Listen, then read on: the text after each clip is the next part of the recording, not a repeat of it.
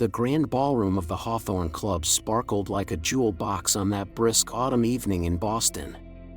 Crystal chandeliers, each weighing over 400 pounds, cast a golden glow over marble floors and mahogany-paneled walls, as the city's elite arrived in limousines and luxury SUVs.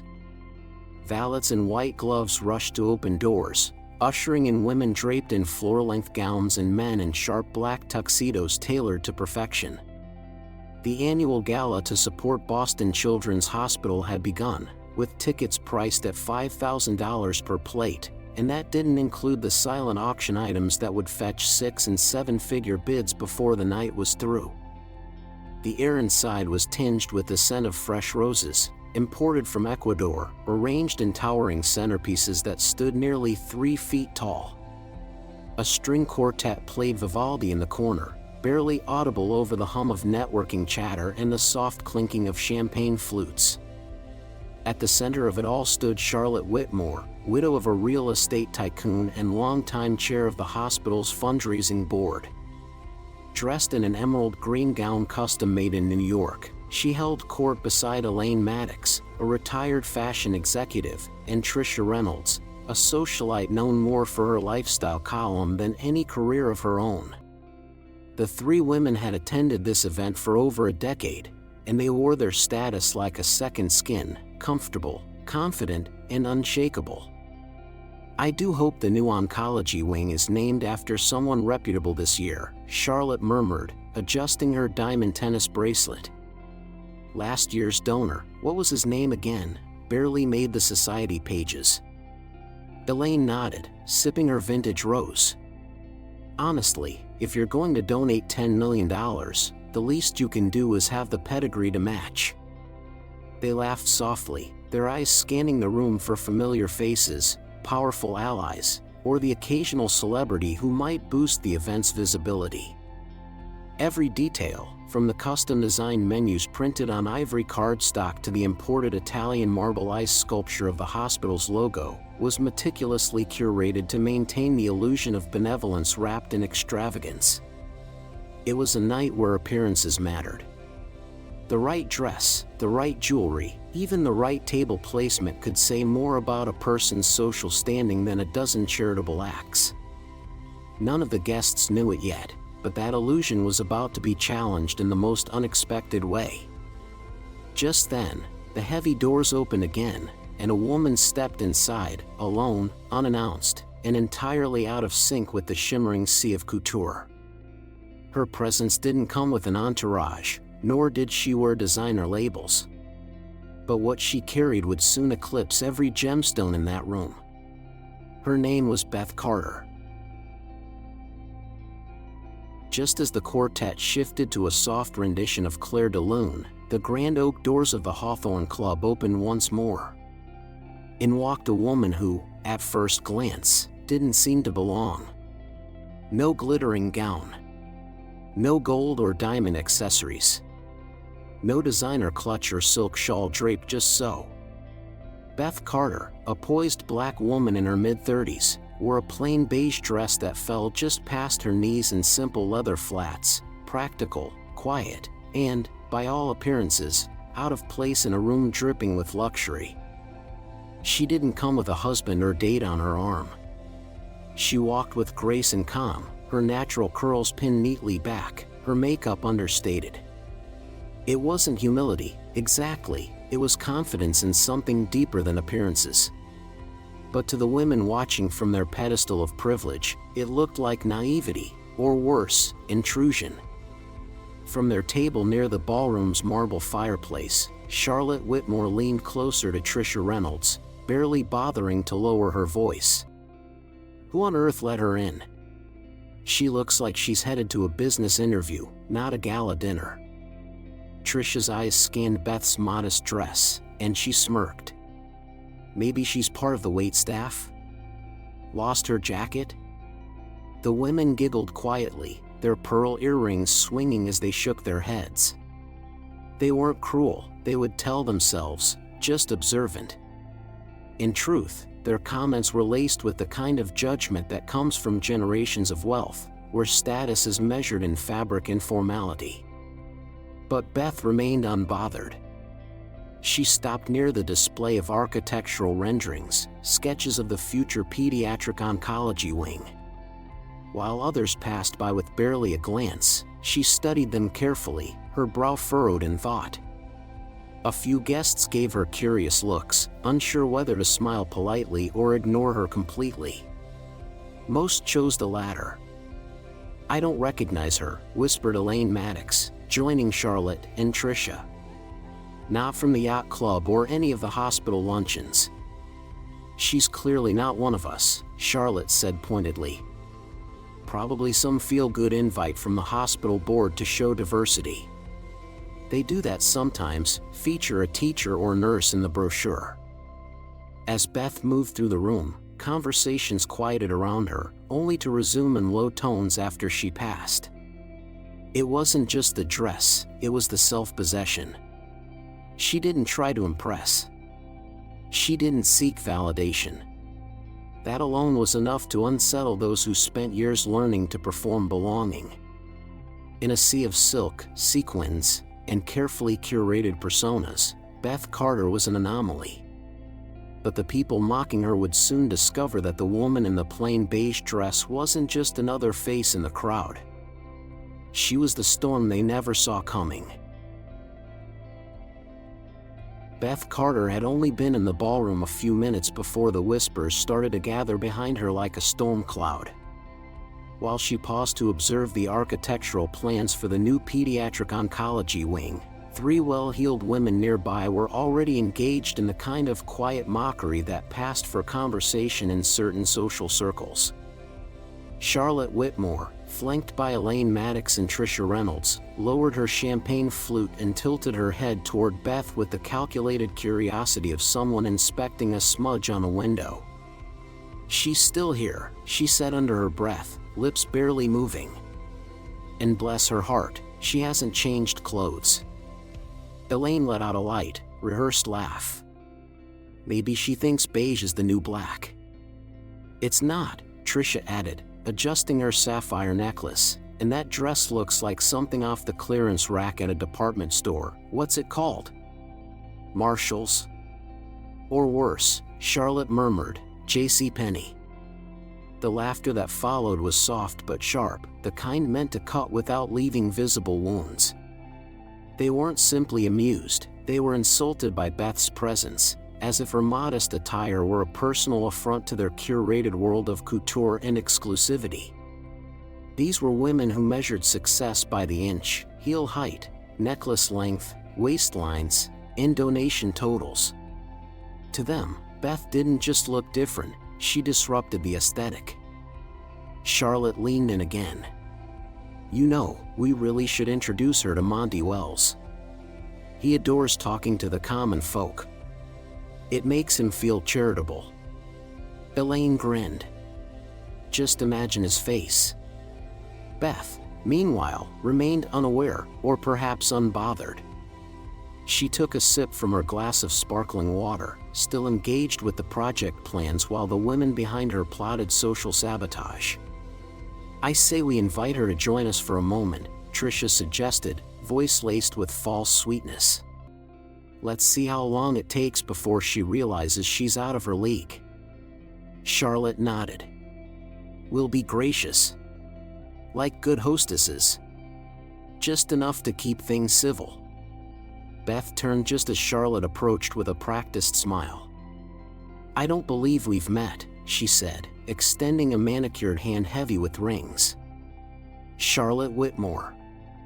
Fundraising chair. Beth Carter, Beth replied warmly, accepting the handshake. "It's lovely to meet you. And what brings you to our little gathering tonight?" Charlotte asked, eyes sweeping Beth's outfit. "Are you with the medical staff?" "No," Beth said simply. "Just passionate about children's health." "How nice," Elaine chimed in. "We don't often see new faces here. This event is quite exclusive." "Well," Tricia added with a delicate smirk, "every small contribution counts." Beth only nodded, offering a calm smile. "It all adds up."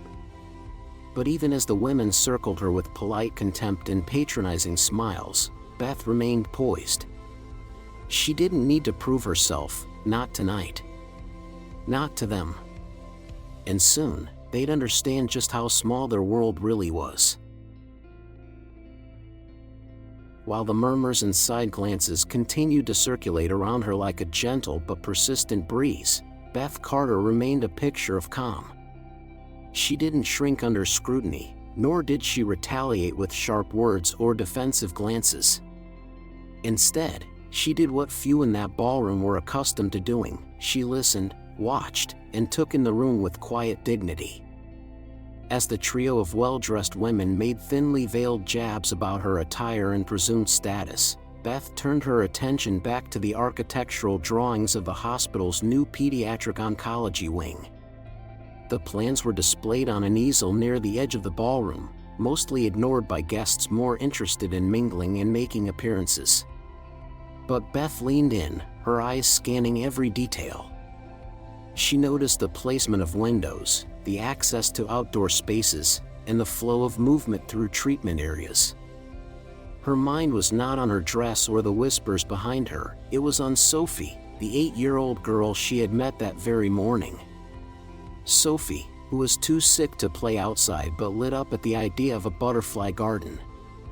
Beth had sat beside her hospital bed for nearly an hour, learning the girl's favorite flowers, her love for monarch butterflies, and her quiet hope to someday run again without tubes attached to her arm.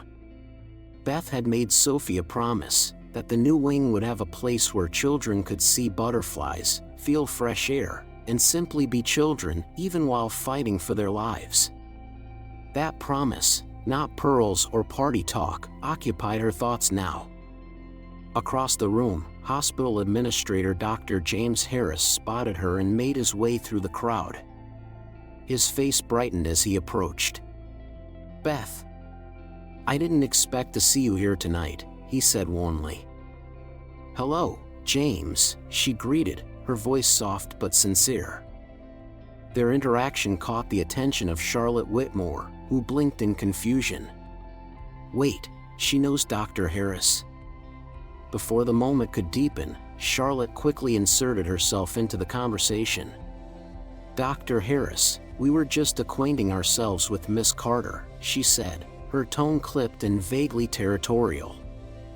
Yes, Harris replied, oblivious to the undertone. Beth spent the morning touring the pediatric unit.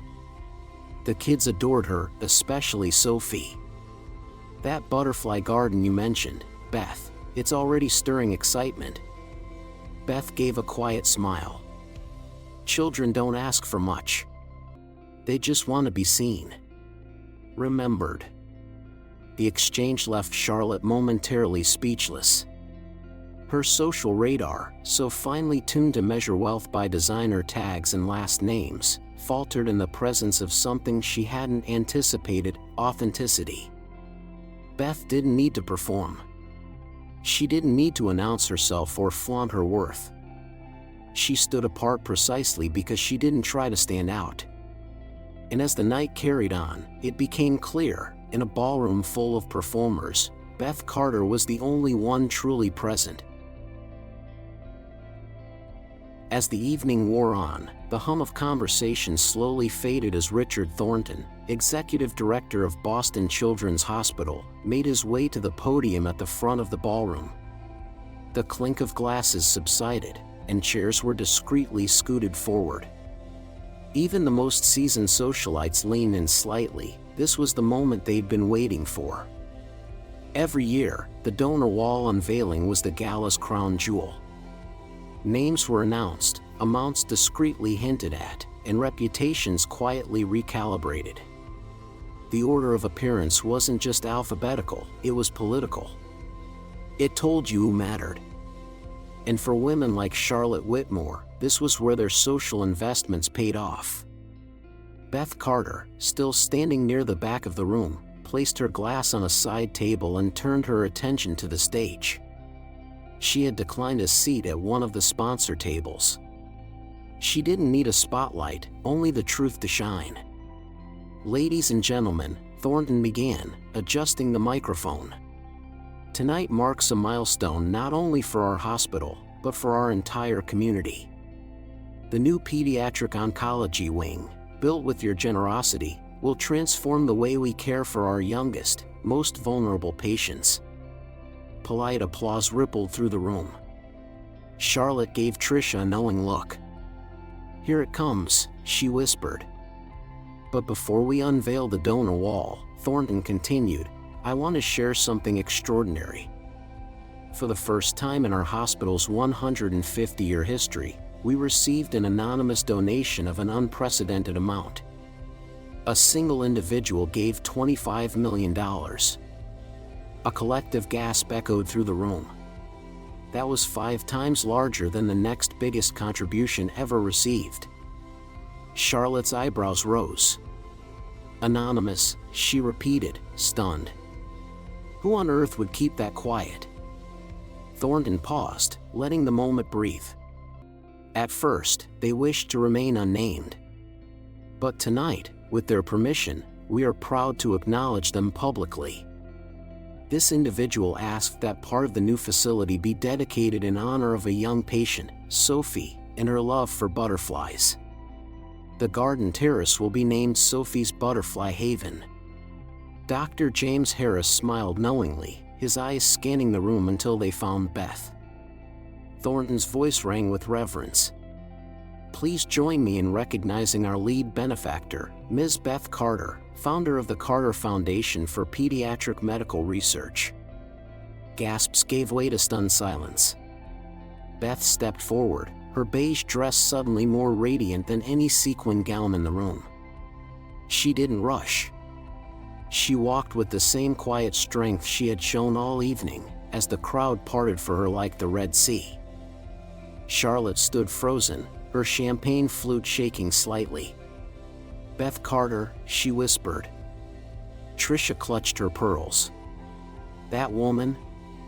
"Yes," Thornton confirmed. "Ms. Carter's donation is the largest in our hospital's history." As Beth reached the stage, applause erupted, some genuine, others fueled by panic or confusion. But Beth didn't need their applause. She had already changed the world. They were just catching up. As the applause faded, Beth Carter stepped to the microphone. The room, once humming with self-importance and designer perfume, had gone still, save for the gentle hum of the chandeliers and a few whispered exchanges that trailed off as eyes turned to her. Standing in a simple beige dress, Beth seemed almost out of place on the grand stage beneath the gilded hospital crest. But as soon as she began to speak, it became clear this woman didn't need embellishment to command a room. "Thank you, Director Thornton," she said, her voice steady and sincere. "When I was 12 years old, I was a patient at Boston Children's Hospital. I spent 9 months here, fighting leukemia, missing school, and wondering if I'd ever feel normal again. But the doctors and nurses here didn't just treat my illness. They treated me like I mattered." A soft murmur rolled through the crowd, the kind that comes when walls begin to shift. No one had expected this quiet woman to have such a history, let alone the kind of wealth that made even the city's old money donors blink. "My parents were researchers," she continued. "They built a technology company that advanced medical imaging, ironically, the same tools that detected my illness in time. After their passing, I chose to carry on their work through the Carter Foundation, focused entirely on pediatric medical research and compassionate care." She paused, eyes briefly scanning the room. Charlotte Whitmore stood frozen, her earlier condescension now replaced with disbelief and, for the first time in years, humility. "I made the decision to donate anonymously," Beth said, "not because I wanted to hide, but because I believe the focus should always be on the children, not the donors." There was a beat of silence. Then, Thornton stepped back to the podium and cleared his throat. "On our donor wall, names are etched in order of contribution," he said, his voice thick with emotion. "But at Ms. Carter's request, hers will not appear. A velvet curtain was drawn back from the newly installed plaque. At the top, where Beth Carter would have sat in bold, engraved letters, there was instead a simple line. In honor of Sophie, and all children fighting battles beyond their years. Your courage inspires our commitment. The room was hushed. Many guests were visibly moved. A few dabbed at their eyes with embroidered napkins. Others looked down, unsure how to process what they just witnessed. Beth smiled gently and stepped away from the microphone. She didn't linger to receive praise. She didn't bask in the spotlight. Her work was never about being seen, it was about seeing others. Back at her table, Dr. Harris leaned toward her.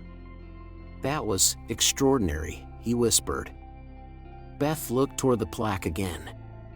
"Some things," she said softly, "are more important than having your name in gold." And in that moment, every person in that room, regardless of income or upbringing, knew they had just seen something rare. True generosity without ego. In the days that followed the gala, Charlotte Whitmore couldn't stop thinking about Beth Carter. It wasn't just the donation, though the sheer number, $25 million, was enough to humble even the most seasoned philanthropist. It was Beth's presence. Her calm confidence. Her ability to stand in a room full of judgment and not waver. And most of all, the way she had declined recognition with such grace, choosing instead to elevate the children, not herself. For Charlotte, the moment landed like a lightning bolt. She had built her entire adult life around being seen, hosting fundraisers, chairing society committees, sitting on boards that looked good in glossy annual reports. She wore her pearls like armor, her designer gowns like banners. But standing there that night, watching a woman in a plain beige dress move mountains with quiet purpose, Charlotte felt something unfamiliar bloom inside her, shame, and the stirring of change. Over the next few weeks, she turned down 3 social invitations. She stopped by the hospital, not to pose for photos, but to volunteer with the patient support team. She read up on childhood cancer, its emotional toll on families, and what insurance didn't cover. Then, without fanfare, she started writing checks, not for gala centerpieces or promotional materials, but for things like gas cards, hotel stays, and unpaid medical bills. At home, her husband, Richard, was puzzled. "You've resigned from the country club's event committee," he asked over breakfast, raising one eyebrow over his Wall Street Journal. Charlotte stirred her coffee and smiled. "I've found something more important." He paused, watching her for a moment, then reached for the cream. "Well, that's a first." 6 months later, at the grand opening of the new pediatric oncology wing, Charlotte arrived early, not in a limousine, but in her own car, a modest sedan she hadn't driven herself in years. She helped arrange chairs, greeted families, and even sat cross-legged on the floor to help children make butterfly crafts for the garden dedication. When Beth Carter arrived, pushing Sophie's wheelchair through the atrium, their eyes met. Charlotte stood up and walked over. "She's beautiful," she said, nodding toward Sophie. "And strong." Beth smiled. "She has that effect on people." There was a beat of silence, then Charlotte took a breath. "Beth, I owe you more than an apology. You didn't just open my eyes, you opened my heart. I've spent a lifetime measuring people by the wrong things." Beth looked at her, warm but steady. "The only measure that matters," she said gently, "is how we show up for others." Charlotte nodded, blinking back tears. "I'm trying. I still have a lot to learn." "We all do," Beth replied. "That's what makes it worthwhile." In that sunlit room filled with children, doctors, and families, Charlotte Whitmore, once queen of the ballroom, was no longer leading from a pedestal. She was learning to walk beside others, step by step. and for the first time in a long while, she felt lighter. Sunlight streamed through the tall glass windows of the new pediatric oncology wing, warming the atrium as families gathered for the ribbon-cutting ceremony. Bright paper butterflies, handmade by young patients, fluttered from strings hung across the ceiling, creating a colorful canopy of hope. Beth Carter stood near the edge of the crowd, her hands gently resting on the wheelchair handles behind Sophie, who was grinning from ear to ear. The little girl wore a yellow sundress, and in her hand, she held a laminated card with her speech scribbled in marker, half butterflies, half words. Nearby, Charlotte Whitmore arranged the final chairs for the children's choir, pausing every so often to kneel and tie a child's shoelace or hand out juice boxes. She moved with a grace that was no longer practiced but purposeful, genuine. 6 months ago, she would have been preoccupied with guest lists and gala menus. Now, she was helping organize a sibling support group at the hospital and personally funding travel stipends for out-of-state families. Her wardrobe hadn't changed, but her heart had. As Director Thornton welcomed everyone and handed the microphone to Sophie, the crowd quieted. The girl read her speech with a shaky but determined voice, ending with, "This garden is for all the kids like me who want to feel the sunshine and see butterflies, even when we're too sick to play." Tears glistened in more than a few eyes. The children, with scissors almost too big for their hands, helped Beth and Sophie cut the ribbon. The atrium erupted in applause, not polite claps, but heartfelt, lingering applause that echoed down the hospital halls like a song of gratitude. Later, as guests wandered through the butterfly garden, Sophie's butterfly haven, Beth and Charlotte stood quietly under the shade of a flowering dogwood.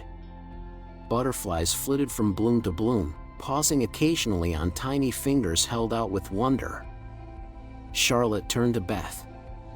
"Do you remember what you told me that night?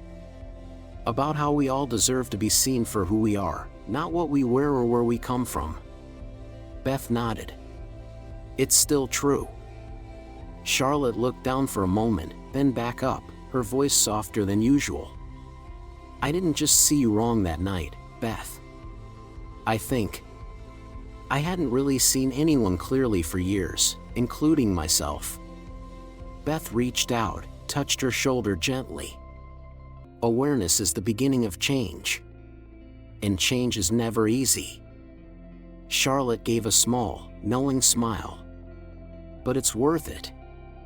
As the choir began to sing, a song chosen by the children, Beth and Charlotte joined the others in the garden. There was no champagne, no formal gowns. Just laughter, music, and the scent of blooming flowers. And in that moment, surrounded by children, caregivers, and the quiet flutter of butterfly wings, they stood not as benefactor and socialite, but as women transformed, united by compassion, and committed to something greater than themselves. As we grow older, life offers us a clearer lens through which to see the world, not just in terms of what we have, but in who we are. The story of Beth Carter reminds us that true wealth isn't found in bank accounts or embroidered nameplates, but in the quiet power of humility, compassion, and purpose. In a world that often celebrates appearance and status, it's easy to judge others by their clothing, their car, or the circles they move in. But as we saw, those surface impressions can be deeply misleading. Beth, a woman dismissed for her modest dress, turned out to be the very heart of the evening, not because of her money, but because of her heart. This story encourages us to look beyond the surface, to notice the quiet ones, the unassuming faces, the people who serve with sincerity rather than spectacle. It's a powerful reminder, especially for those of us in our later years, that our greatest legacy isn't in what we leave behind, but in the lives we touch along the way. Whether we're volunteering, mentoring, or simply listening to someone who needs to be heard, every act of kindness adds meaning to our days. We may no longer chase careers or status, but we have something far greater: wisdom. And with wisdom comes the ability to see clearly, to recognize that dignity, generosity, and grace outshine any designer gown or engraved plaque. In the end, we are remembered not for how brightly we sparkled at a gala, but for how deeply we made someone else feel seen.